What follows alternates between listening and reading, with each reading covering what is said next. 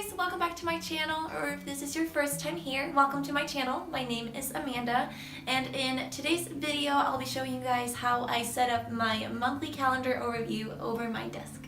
So besides using my bullet journal, which I have showed you guys in a previous video how I set up, I also like to have a monthly overview of my month just in front of me whenever I'm sitting at my desk. So both my husband and I are actually using this monthly calendar thingy, and it's just been really helpful to see what time he get off, when I get off, because we have kind of a fluctuating schedule.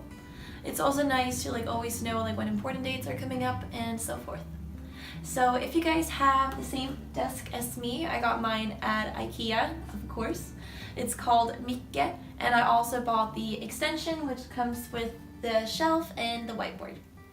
So if you guys have that one, or if you just want to see how I set up my monthly overview, then stay tuned and I'll show you guys. Stay tuned and I'll show you guys how I did it.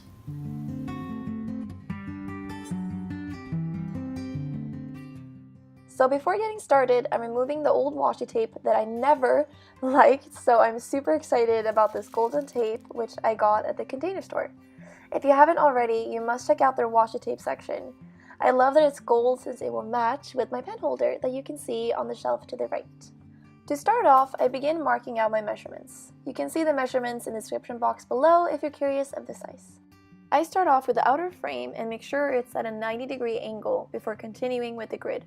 It's a smaller risk of error that way. Make sure to add in the width of the tape when you're calculating the size of your boxes. Otherwise, you will suck when you get to the last row and you realize you're off by a couple inches. Since the washi tape is so thin, it's pretty hard to get it completely vertical and diagonal. So measure all the way down to make sure it's not tilting anywhere.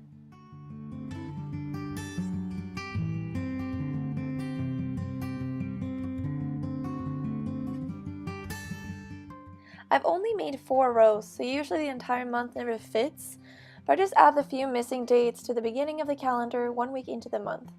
I didn't want to add another row since I wanted the boxes to be no smaller than they already are, and I wanted space on the bottom of the board for post-its and markers. So this is still working out pretty well. Something that I love is color coding, so my events are marked in pink, Paul's in blue, and something that involves us both are in purple.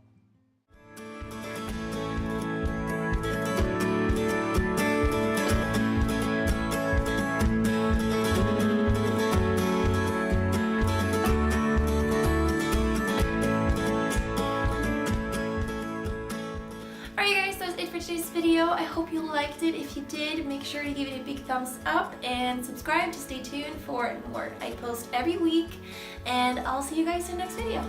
Bye!